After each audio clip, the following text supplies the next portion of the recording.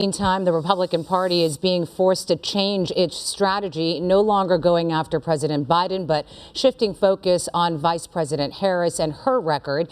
And instead of attacking Biden on his age, former President Donald Trump now finds himself as the oldest candidate in the race. Chris Wolf is live in the KTLA News Center with that part of the story tonight. Chris? Yeah, that's right. Micah and Cher, with President Biden dropping his re-election campaign, the Trump campaign has to shift focus on a new target, of course, Kamala Harris, the likely Democratic presidential nominee. So, what's next?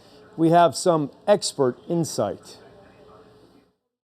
Kamala was in on it. She covered up Joe's obvious mental decline. Our president is in good shape, in good health, tireless, vibrant, and I have no doubt about the strength of the work that we have done. The Trump presidential campaign wasted no time taking aim at the likely Democratic contender, Vice President Kamala Harris. Look what she got done. A border invasion, runaway inflation. Observers say the Trump camp built its strategy around taking down an aging, mentally and physically deteriorating Joe Biden.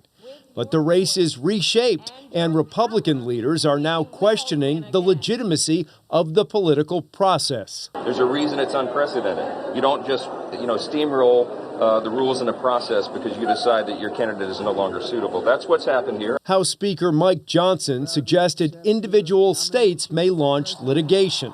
Others point out that delegates to the national political conventions are not bound by law to nominate a certain candidate. However, in terms of Kamala Harris, the Democrats are already talking about a virtual roll call, which would give her the nomination and then allow her to focus on choosing a vice president. The only possible threat that Kamala Harris could pose to the Donald Trump and J.D. Vance campaign is that she's not an almost 80-year-old man.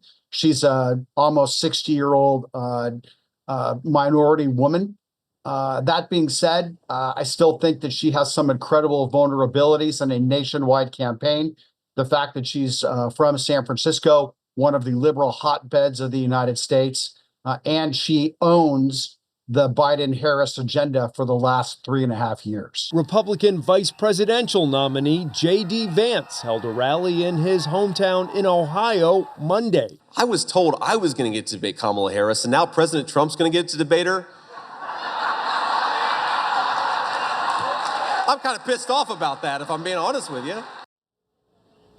Donald Trump is not holding back on social media tonight. On his Truth Social platform, he calls Kamala Harris, quote, an incompetent border czar and dumb as a rock.